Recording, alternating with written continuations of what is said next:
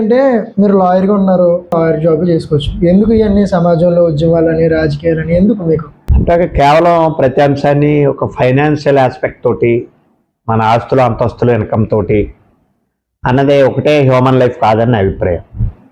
అవి కూడా అవసరమే, నేను కాదని అన్నాం.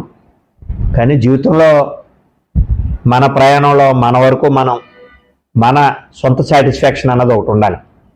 మనం సమాజానికి ఎంత మేర పనిచేసాం, మన గురించి పాజిటివ్గా మాట్లాడే వాళ్ళని ఎంతమందిని సంపాదించుకున్నాం ఆస్తులతో పాటు. కేవలం ఆస్తి సంపాదన ఒకటే కాదు, ఈ యొక్క వ్యక్తికైనా సరే నాతో సహా ఎదురుగుండా మాట్లాడేటటువంటి మంచి ముఖ్యమని నేను అనుకోను. ఎంత అలాంటి చెడు వ్యక్తులైనా సరే ఎదురుగుండా ముఖస్థుతికో మెహర్బానీకో మంచిగానే మాట్లాడతారు. కానీ మన ఆబ్సెన్స్లో మనం లేనప్పుడు మన మంచి ఏంటి మన చెడు ఏంటి అన్నది సమాజంలో ప్రతి ఒక్కరి దగ్గర ఒక అవగాహన ఉంటుంది.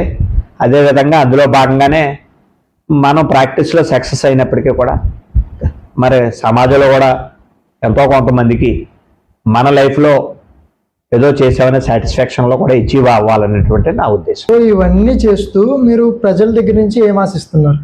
నేను ప్రజల నుంచి ఆశించడం అంటే మీరు తీసుకునే ఏ నిర్ణయం అయినప్పటికీ కూడా ఒక మంచి నిర్ణయం తీసుకున్నప్పుడు ఖచ్చితంగా ప్రతి అంశం కూడా రాజకీయ పరంగానే ముడిపడి ఉంటుంది.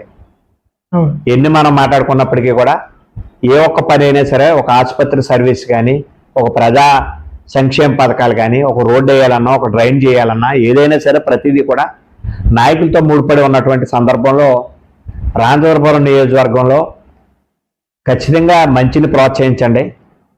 ఇది నేను ఎవరిని వ్యక్తిగతంగా విమర్శించాలనే ఉద్దేశం కాదు. ఆ మంచిని ప్రోత్సహించడంలో భాగంగా, ఆ మంచి వ్యక్తులను ప్రోత్సహించడంలో భాగంగా మేము కూడా మీరు మంచి అని అనుకుంటే రాబోయే రోజుల్లో మమ్మల్ని కూడా మంచిగా మీరు ప్రోత్సహించండి. అలా కాని పక్షాన ఇంకా అంతకన్నా మంచివారిని మీరు ఎవరన్నా ఎంచుకున్నప్పటికీ మీ అందరి అభిప్రాయాలను గౌరవిస్తూ ఆ మంచిలతో కూడా మేము ప్రయాణం చేస్తామని చెప్పేసి ఈ అవకాశం ఇచ్చినటువంటి మీ అందరికీ కూడా ధన్యవాదాలు తెలియజేస్తాను. థ్యాంక్ యూ సార్, మీ ఈ అమూల్యమైన సమయాన్ని మా స్టూడియోకి వచ్చి మాతో గడిపినందుకు థ్యాంక్ యూ సో మచ్.